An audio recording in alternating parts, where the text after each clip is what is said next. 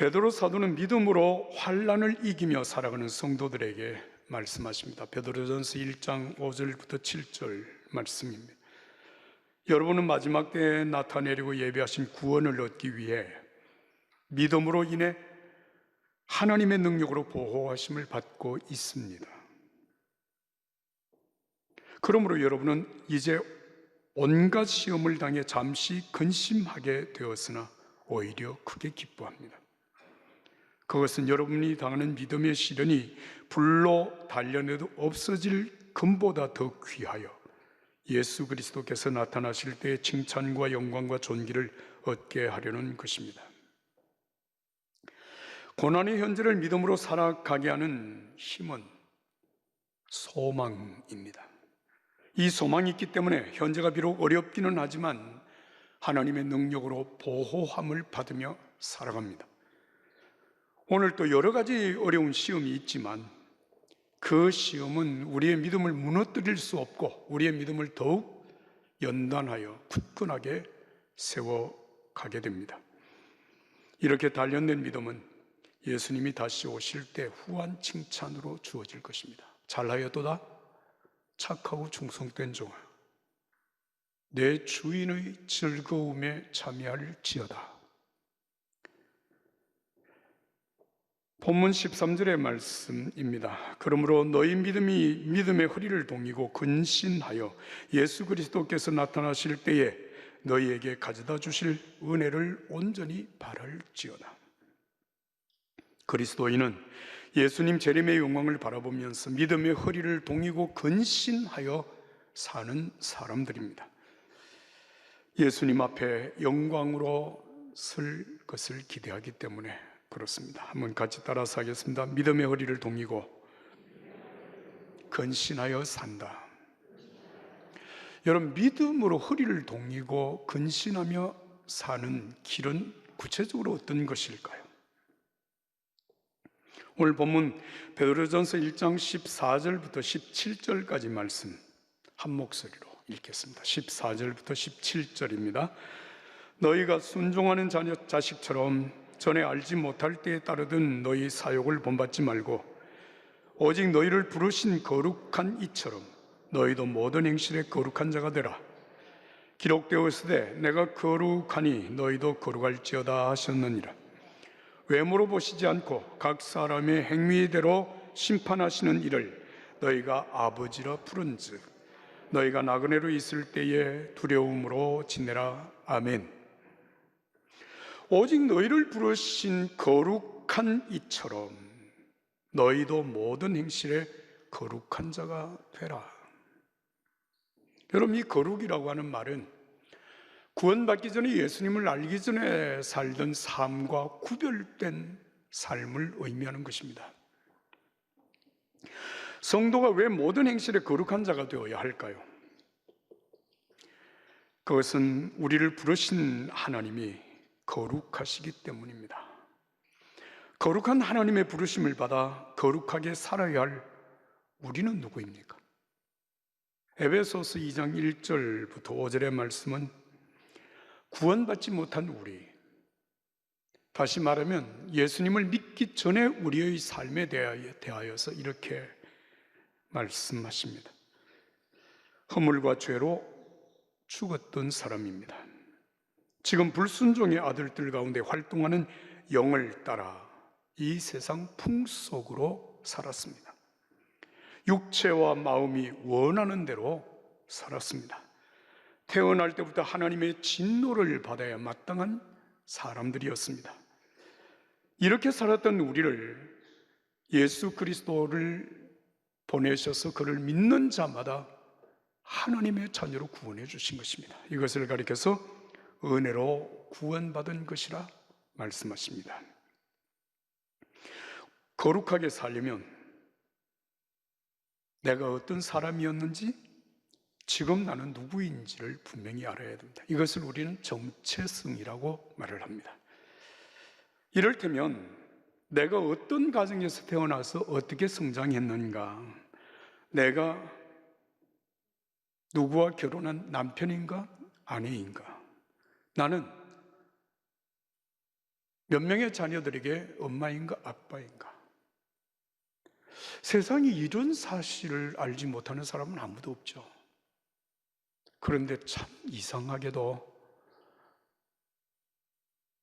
멀쩡하게 결혼해서 한 아내의 남편이고 한 남편의 아내이면서 또 몇 명의 자녀들의 아내이고 엄마이고 아빠이면서 결혼하지 않은 것처럼, 나는 남편도 아니고 아내도 아닌 것처럼,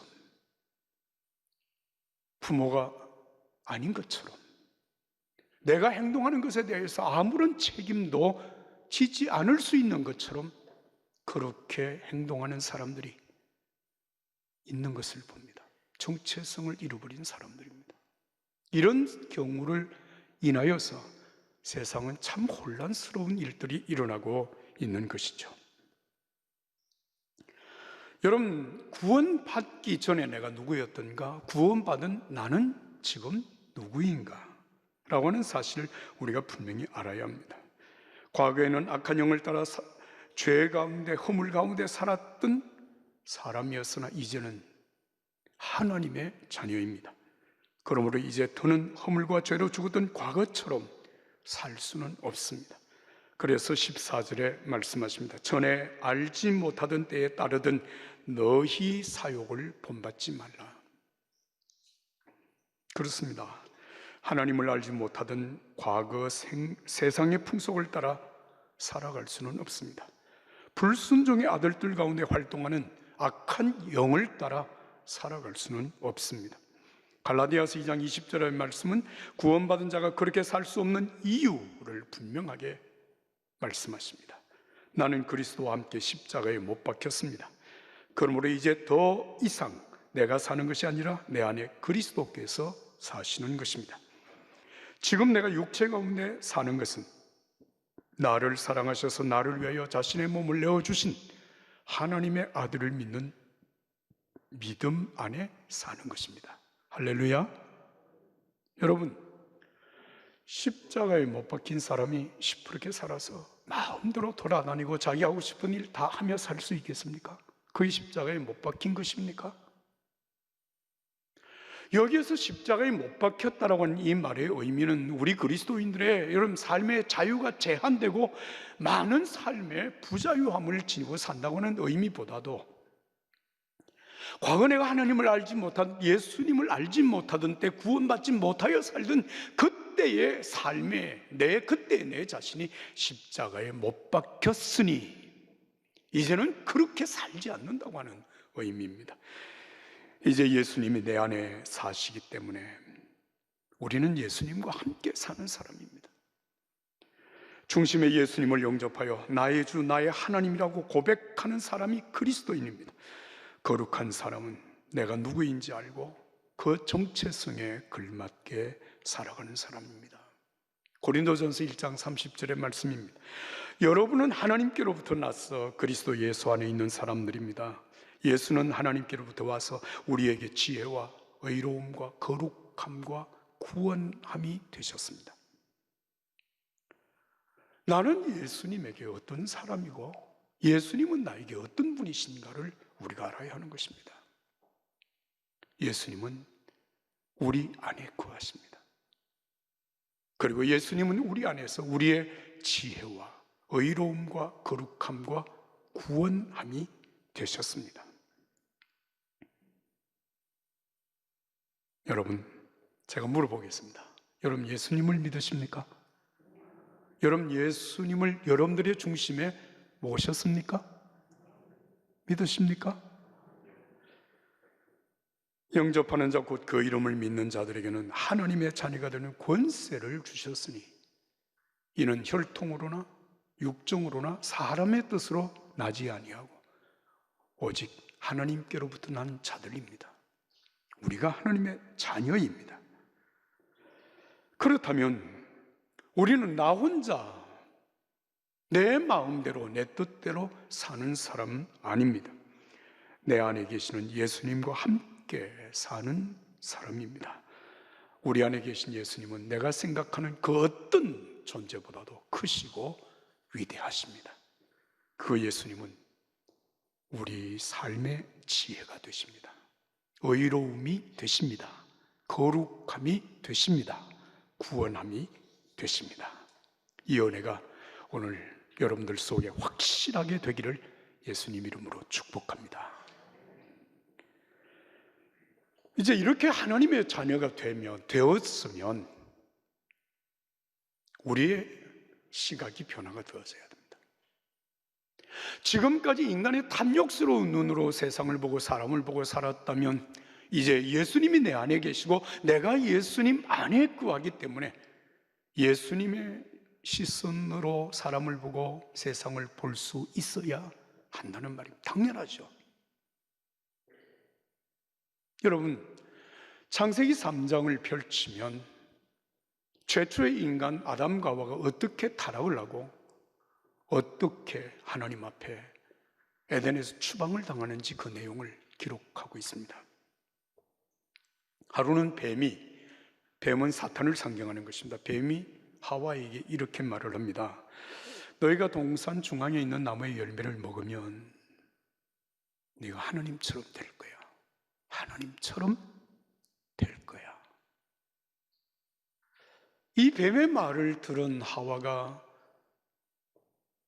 동산 중앙에 있는 나무의 열매를 본즉 보암직도 하고 먹음직도 하고 지혜롭게 할 만큼 탐스럽기까지 했습니다.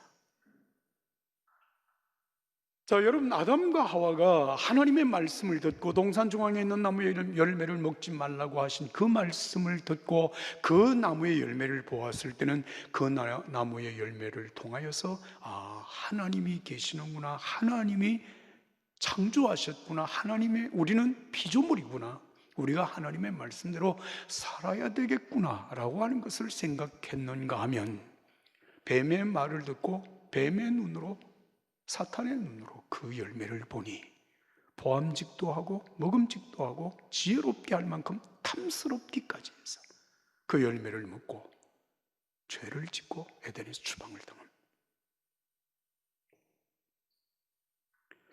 그러나 예수님은 비슷한 사탄의 유혹을 받았을 때 인간의 탐욕스러운 눈으로 보지 아니하고 하나님의 말씀의 눈으로 봅니다. 돌을 떡을 만들어서 먹어라. 성전 꼭대기에서 뛰어내려라. 천하만국의 영광을 가지고 세상을 호령하며 살라고 하는 사탄의 말을 들었을 때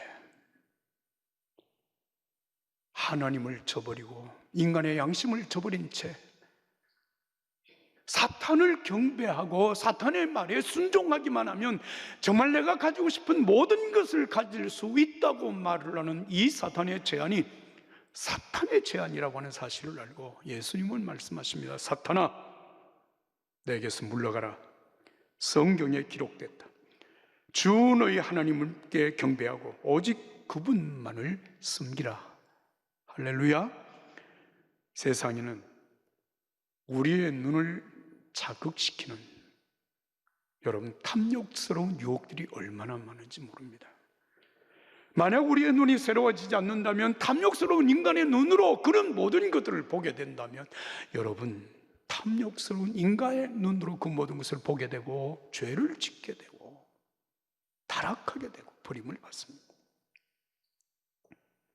사도행전 7장을 펼치시면 여러분들이 청년을 한 사람 만날 수 있습니다. 그 이름은 사울이라고 하는 사람이었습니다. 사울은 자기의 의로 가득한 눈으로 예수님을 보았습니다. 그리고 예수님을 따르는 제자들의 모습을 보았습니다. 자기의 의의 눈으로 그들을 바라보면서 예수는 죽어야 마땅하고 예수를 따르는 제자들의 무리, 다시 말하면 교회는 이 땅 위에서 소멸되어져야 된다고 생각을 했습니다. 그래서 사울이 교회를 잔멸하기 위하여 다메섹으로 향하였습니다. 다메섹으로 가다가 호련히 하늘로부터 비치는 빛으로 눈이 멀었습니다. 그 충격으로 사흘 동안 보지도 못하고 먹지도 못하고 마시지도 못한 채 쓰러져 있을 때 예수님께서 제자 아나니아를 사울에게 보내서 그에게 안수하며 이렇게 말합니다. 형제 사울이여, 오는 길에 당신에게 나타나셨던 주 예수께서 나를 보내 당신이 다시 볼 수 있게 하시고 성령을 충만히 받도록 하셨습니다.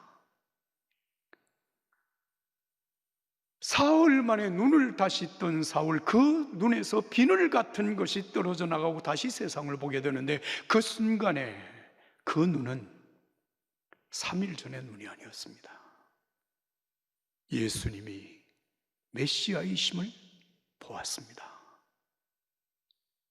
그래서 세례를 받고 여러분 바로 다메섹으로 나가서, 도성으로 나가서 사람들에게 예수가 그리스도이십니다 라고 담대히 전하였습니다. 다메섹에 살고 있는 유대인들이 이 사울이라고 하는 청년의 말을 듣고 도대체 황당했습니다. 3일 전만 해도 예수 믿는 사람들을 죽이고 교회를 잔멸시키기 위하여서 앞장섰던 이 사람이 달라진 것입니다. 눈이 바뀐 겁니다. 사랑하는 여러분, 인간의 시각을 버리고 하나님의 시각으로 예수님을 보고 사람들을 보고 세상을 볼 때 여러분 삶에 엄청난 변화가 일어나게 될 줄로 믿습니다. 그래서 우리가 기도해야 할 필요가 있습니다. 주여, 눈을 뜨게 하소서. 시편 13편 3절 말씀에 다윗은 하나님 앞에 이렇게 기도합니다. 오 여호와 내 하나님이여, 나를 보시고 응답하소서. 내 눈을 뜨게 하소서. 내가 죽음의 잠에 빠질 것 같습니다. 따라서 합시다. 내 눈을 뜨게 하소서. 여러분, 이 눈이라고 하는 것은 여러분 세상을 보는 눈이 없어서가 아니라 정말 하나님을 바라볼 수 있는 눈, 영적인 세계를 볼 수 있는 눈, 그 눈을 뜨게 해달라고 하는 기도입니다. 오늘 이 눈이 여러분들에게 열려지기를 예수 이름으로 축복합니다. 그 눈이 열리게 되어지면 여러분 내 삶 속에 함께 하시는 하나님을 보게 됩니다. 시편 139편 7절부터 10절 말씀에 다윗은 하나님 앞에 이렇게 고백합니다. 내가 주의 영을 떠나 어디로 가겠습니까? 내가 주의 앞을 떠나 어디로 피하겠습니까? 내가 하늘로 올라가도 거기 계시며 지옥의 잠자리를 마련해도 거기 계십니다. 내가 새벽 날개를 타고 바다 저 끝에 내려앉더라도 어디에서든지 주의 손이 나를 인도하시며 주의 오른손으로 나를 꼭 붙드십니다. 할렐루야. 여러분, 이 말은 다윗이 좀 하나님이 없는 세상에 좀 살고 싶은데, 하나님의 눈을 좀 피하고 싶은데 세상에 어디 가도 하나님을 피할 곳이 없습니다, 탄식하는 말이 아니라 내가 존재하는 모든 곳에 하나님이 계십니다. 하나님이 계십니다 라고 하는 고백입니다. 이 고백입니다. 하나님이 그 눈을 뜨게 하셨기 때문에 그와 함께 하시는 하나님을 그는 어디에서나 보았다는 말입니다. 하나님의 사람 요셉은 자신의 삶 속에 이루어지는 모든 형통함이 함께 하시는 하나님의 은혜라고 하는 사실을 깨달았습니다. 창세기 39장 2절 말씀입니다. 여호와께서 요셉과 함께 하심으로 요셉은 형통하게 되었습니다. 할렐루야.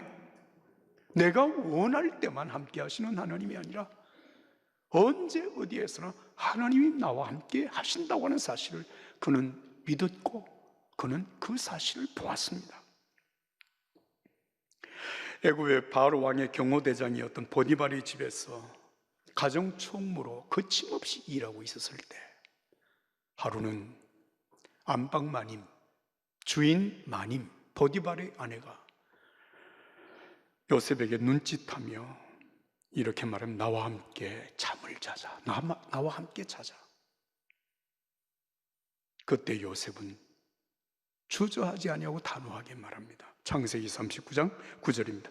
이 집에서 저보다 큰 사람은 없습니다. 내 주인께서 제게 허락하지 않으신 것이라고는 마님밖에 없습니다.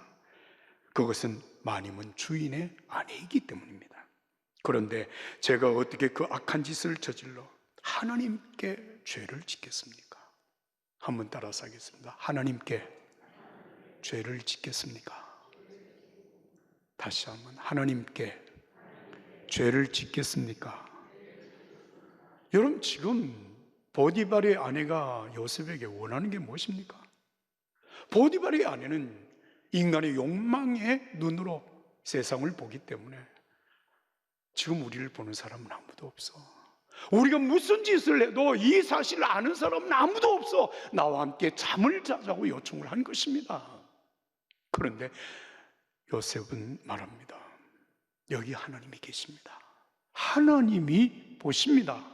여기 계십니다. 지금 계십니다. 그러므로 사람에게 죄를 짓는 것이 아니라 하나님께 죄를 짓는 일입니다.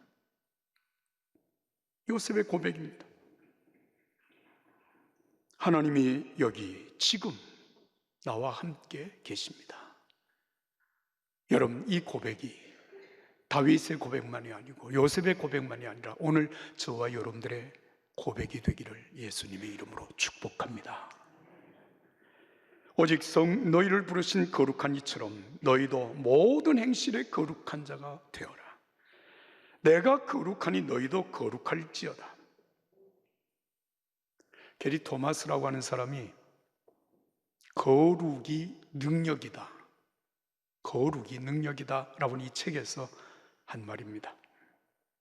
나는 거룩함을 실천하지 않는 사람들이 진정한 변화와 성숙은 다 제쳐둔 채 무조건 은혜만 전하는 것을 보았다.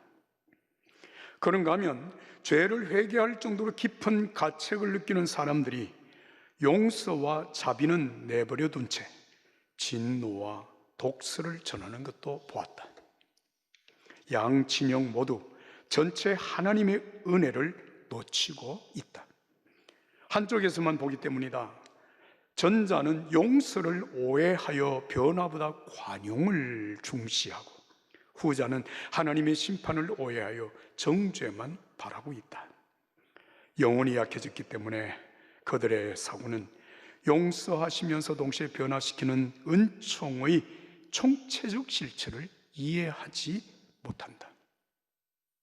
무슨 말입니까? 이해하시겠죠? 하나님이 우리를 구원하셨고 우리에게 은혜를 베푸시기 때문에 죄는 아무렇게나 지어도 상관없다, 헛소리를 하는 겁니다. 아무리 죄를 회개해도 죄는 여전히 우리에게 있기 때문에 우리는 하나님의 진노를 받을 수밖에 없다고 생각하는 것, 여러분, 자신의 연약함만 바라보는 것이지 하나님의 은총은 바라보지 못하는 눈입니다. 하나님의 자녀들은 허물 많고 죄 많은 우리를 십자가의 보혈로 정결하게 씻어주시고 하나님의 자녀로 구원하신 그 하나님이 우리와 함께 하심으로, 나와 함께 하시는 그 예수님, 내 속에 계신 그 예수님, 내가 예수님 안에 거하는 사람으로서 아직도 부족함에도 불구하고 나를 구원하신 주님과 함께 살아가는 은혜가 있습니다. 이 은혜가 오늘 저와 여러분들이 함께 하기를 예수님의 이름으로 축복합니다. 하나님의 자녀는 천국을 소망하기 때문에 치열한 믿음으로 시련을 이겨내며 죄악이 관영한 세상 속에서도 하나님의 자녀로서 거룩한 삶을 살아냅니다. 오늘을 거룩하게 사는 것이 천국에서의 삶에 결정적인 영향이 미쳐지기 때문에 천국 소망으로 고난 속에서도 믿음을 지키며 이 죄악 세상 속에서도 거룩하게 살아가는 것입니다. 주님 앞에 서는 그날에 찰나에도다 착하고 충성된 종아, 내 주인의 즐거움에 참여할지어다. 칭찬하시는 예수님 앞에 우리 모두가 함께 설 수 있기를 예수님의 이름으로 축복합니다.